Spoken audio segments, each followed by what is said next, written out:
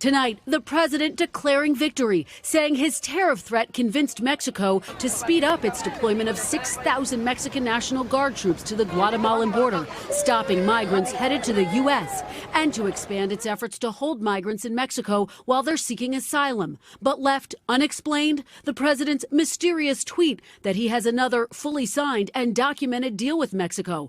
But Mexican officials today said there is no secret deal. Why are the Mexicans denying it then?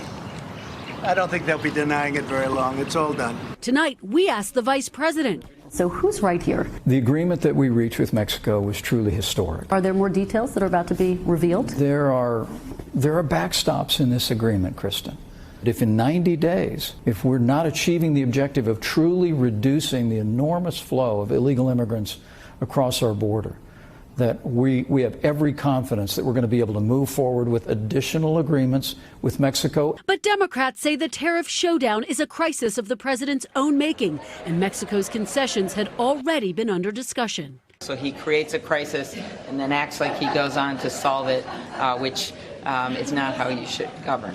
Mexico is doing more for the United States as of now than Congress and then specifically the Democrats. Kristen joins us now. Kristen, we've also learned House Democrats will get to see new evidence from the Mueller report. Lester, that's right. The Department of Justice agreed to turn over to the Judiciary Committee some of the evidence Mueller's team used to assess the question of obstruction of justice. Meanwhile, Democrats called former Nixon White House counsel John Dean to testify. Dean said the Mueller report shows parallels to Watergate. President Trump called Dean a loser who was disbarred and went to prison. Hey, NBC News fans, thanks for checking out our YouTube channel. Subscribe by clicking on that button down here and click on any of the videos over here to watch the latest interviews, show highlights, and digital exclusives. Thanks for watching.